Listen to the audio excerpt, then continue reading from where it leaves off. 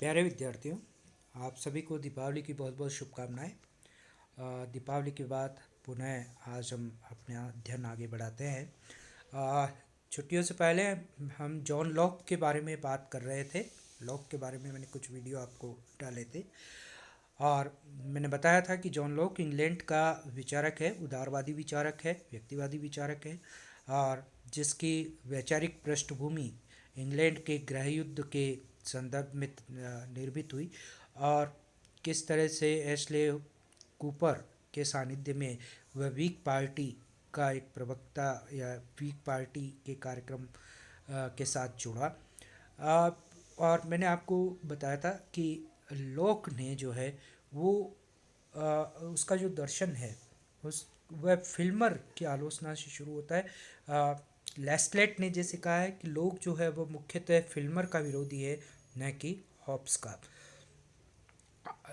अब हम यहाँ ये देखते हैं कि लोक ने फिल्मर की क्या आलोचना की। फिल्मर उस समय का एक बड़ा विचारक था। 1680 में फिल्मर की पुस्तक पेट्रियार का प्रकाशित हुई, जिसमें वह राजा के देवीय अधिकारों का समर्थन करता है। फिल्मर ये तर्क देता है अपनी पेट्रियार का पुस्तक में कि एडम जो था, जो एक देवता है क्रिश्चियन में, ईसाइयत में एडम जो है वो पहला राजा था। फिल्मर सामाजिक समझौता सिद्धांत का आलोचक था और उसका पहला तर्क ये था कि राजनीतिक सत्ता वैध नहीं है यदि वह सहमति पर आधारित नहीं है, क्योंकि इसका यह अर्थ होगा कि जो समझौते से सहमत नहीं है वह उससे बंधा नहीं है। इसलिए मतभेद रखने वाली स्त्रियां व बच्चे जो समझौते में शामिल नहीं हैं उससे बंधे हुए नहीं होंगे। इससे समाज अस्थिर हो जाएगा। हाँ, बात समझ में आई कि फिल्मर ये कह रहा है वह सामाजिक समझौता सिद्धांत जो हॉब्स, लॉक और रूसो ने प्रतिपादित किया उसकी आलोचना करता है। सामाजिक समझौतावाद की आलोचना करते हुए फिल्मर ये तर्क देता है कि राजनीतिक सत्ता वैध नहीं है यदि वह सहमति पर आधारित नहीं है। अगर वह कंसेंट पर आधारित नहीं है तो राजनीतिक सत्ता वैध नहीं होगी। क्यों नहीं होगी? क्योंकि जो लोग उस समझौते से सहमत नहीं है वो उस समझौते से बंधे हुए भी नहीं हैं। तो अब ज़रूरी नहीं है कि समाज में सभी लोग इस समझौते से सहमत हों, वह उससे मतभेद भी रख सकते हैं। या वो स्त्रियां और बच्चे, क्योंकि समझौते में केवल परिवार का मुखिया ही शामिल हुए हैं, तो स्त्रियां और बच्चे जो समझौते में शामिल नहीं हुए हैं वो उससे बंधे हुए नहीं हैं, क्योंकि वो तो समझौते में शामिल नहीं हुए। तो जो समझौते में शामिल नहीं हुए वो अगर समझौते को नहीं मानते हैं तो ऐसी स्थिति में क्या होगा? ऐसी स्थिति में समाज में अस्थिरता हो जाएगी।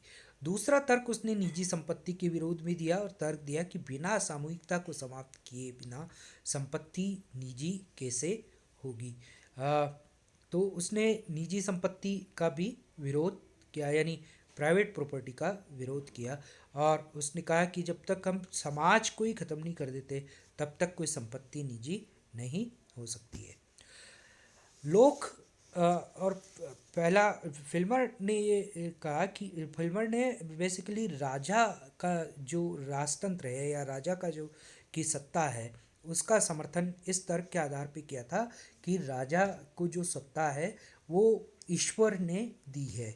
ईश्वर ने एडम को सत्ता सौंपी सबसे पहले, और फिर एडम के जो उत्तराधिकारी होते गए उनको वो सत्ता ट्रांसफ़र होती गई। जैसे जैसे हम जमीन ट्रांसफ़र हो जाती है, एक पिता की मृत्यु के बाद उसकी ज़मीन पर उसके पुत्रों का अधिकार हो जाता है, उसी तरीके से ईश्वर ने सबसे पहले एडम को सत्ता सौंपी, फिर एडम के जो उत्तराधिकारी थे उनको वो सत्ता ट्रांसफ़र होती चली गई।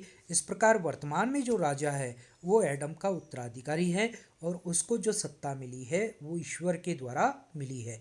इस प्रकार फिल्मर ने जो है वो ये माना कि राजा को जो सत्ता दी गई है वो ईश्वर ने दी है। चूँकि वो ईश्वर ने दी है इसलिए ईश्वर ही उसे छीन सकता है। कोई व्यक्ति या जनता क्रांति करके राजा की सत्ता को हथिया नहीं सकती है। इन तर्कों के द्वारा उसने राजतंत्र का समर्थन फिल्मर ने किया था। कि जैसे पितृसत्ता में सब चीज़ें ट्रांसफ़र होती है पिता के बाद पुत्र को, वैसे ही सत्ता जो ईश्वर ने एडम को दी वह उसके बाद आने वाले राजाओं को ट्रांसफ़र होती चली गई। यही पेट्रियार्का है, यही पितृसत्ता है। लोक ने फिल्मर के इस दृष्टिकोण की आलोचना की। उसने ये तर्क दिए कि एक तो ईश्वर ने एडम को उचित सत्ता नहीं दी, अ, सही वैलिड अथॉरिटी नहीं दी, क्योंकि अ, एडम को जो सत्ता दी गई वह किसी की सहमति से या पूछकर नहीं दी गई, इसलिए वो जो सत्ता दी गई वह उचित सत्ता नहीं है। फिर वो ये कहता है कि अगर ये मान भी लें कि ईश्वर ने एडम को सत्ता दी, राज करने का अधिकार दिया, तो भी वह उसके उत्तराधिकारियों को ट्रांसफ़र नहीं हो सकती। क्यों? क्योंकि इस समझौते में जो राजा ने ईश्वर ने एडम को जो सत्ता दी, उसके साथ ये नहीं लिखा या ये नहीं कहा गया कि वह सत्ता उसके उत्तराधिकारियों को ट्रांसफ़र हो जाएगी। तो क्योंकि उत्तराधिकार के जो नियम हैं वो स्पष्ट नहीं थे। अब वो ये कोई कहे कि उत्तराधिकार के नियम थे भी, तो भी लोग कहता है कि उत्तराधिकारियों को ईश्वर के मूल दान के समय से पहचानना असंभव है। मूल तर्क लोग ये देता है कि अगर हम एक बार ये मान भी लें कि ईश्वर ने एडम को सत्ता दी, तो एडम के बाद कौन उत्तराधिकारी हुआ, उसका उत्तराधिकारी कौन हुआ, इतने वर्षों पहले किस तरह से किसके हाथ में ये सत्ता आई, ये इसका कोई रिकॉर्ड तो है नहीं, इसका कोई ऐतिहासिक दस्तावेज तो है नहीं। तो हम मूल दान, जब ईश्वर ने, मूल दान का मतलब ईश्वर ने जब मूल रूप से एडम को सत्ता सौंपी, उसके बाद कौन कौन उत्तराधिकारी आए और किस किस को सत्ता ट्रांसफ़र हुई, यह पहचान करना असंभव है। इसलिए लोग भी ये कहता है कि वैध राजनीतिक सत्ता जो है वो जनता की सहमति से जनित होती है। जब तक जनता सहमत नहीं होती तब तक वह सत्ता वैध नहीं मानी जा सकती। तो इस तरीके से उसने फिल्मर की आलोचना की और जनता के क्रांति के अधिकार या जनता के इस अधिकार की, जो इंग्लैंड में उस समय क्रांति चल रही थी, उसकी उसका समर्थन किया कि जनता को ये अधिकार है कि वह राज सत्ता पर को अपने हाथ में ले सके, राज सत्ता जनता के हाथों में ट्रांसफ़र की जा सके।